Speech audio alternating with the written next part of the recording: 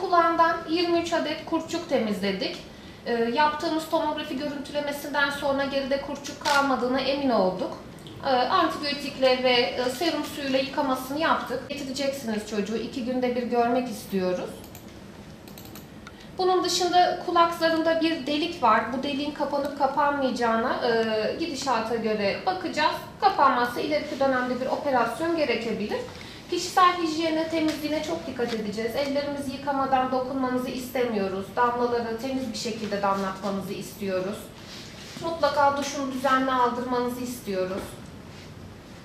Kulağında bir patoloji saptamadık, şanslıyız o açıdan. Çünkü hani ellerimizi yıkamadan dokunursak sol kulaktan sağ kulağa da taşıma ihtimalimiz var.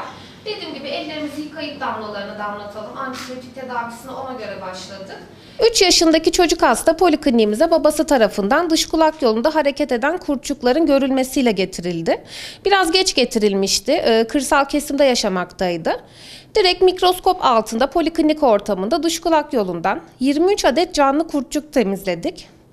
Serum suyuyla yıkamamızı yaptıktan sonra tomografi çektik. Başka kurtçuk olmadığına emin olduk.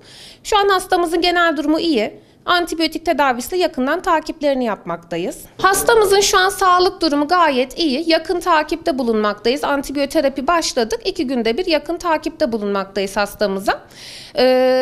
Miyazis hastalığı demekteyiz bu kurtçuk durumuna. Sinek larvalarının, sinek yumurtalarının insan canlı dokusunda üremesiyle görülmektedir.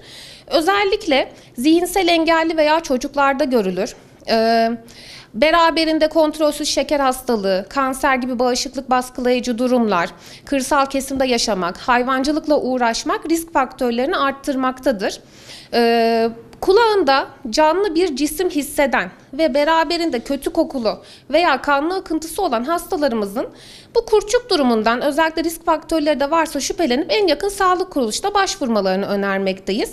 Ve bundan korunmak için, bu hastalığı atlatmak için de mümkün mertebe kişisel hijyenimize, temizliğimize dikkat etmemiz gerekmektedir.